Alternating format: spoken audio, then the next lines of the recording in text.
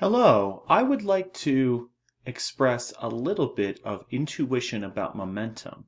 This goes along with Chapter 9 in a Physics 1 calculus-based class, and so I would like to use the Apps on Physics by Professor Walter Fend, and this is the URL. I'm performing them with the HTML5 version in English.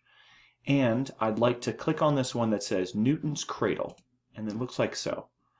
So what we have here is we have metal balls which are going to collide without any loss of energy, air resistance, non-conservative forces, and they will perfectly bounce.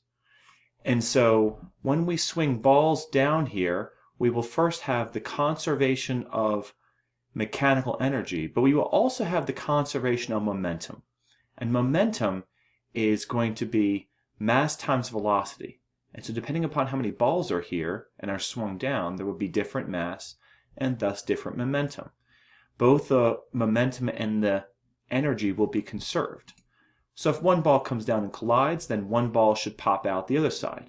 Even though this ball is hitting four other balls, one comes out because all of these interact with each other to just send one out. The others more or less stay at rest because the collision happens with the whole system. If we reset and change this to two balls, there's greater mass coming in with the same initial velocity because of the same height, and thus there should also be two balls popping out because both the energy and the momentum are conserved. Now, interestingly enough, if we do three balls pulled back, even though there are only two balls resting here, energy in has to equal energy out, and momentum in has to equal momentum out.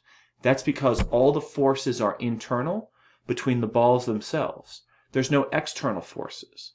As a result, when the balls collide, even though only two balls are at rest, three will come out.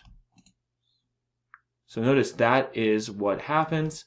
And I know you're on the edge of your seat, but even if we change to four, we should have the same result, that four balls go in and then four balls go out via conservation of momentum. Okay? So we will be investigating momentum in this chapter.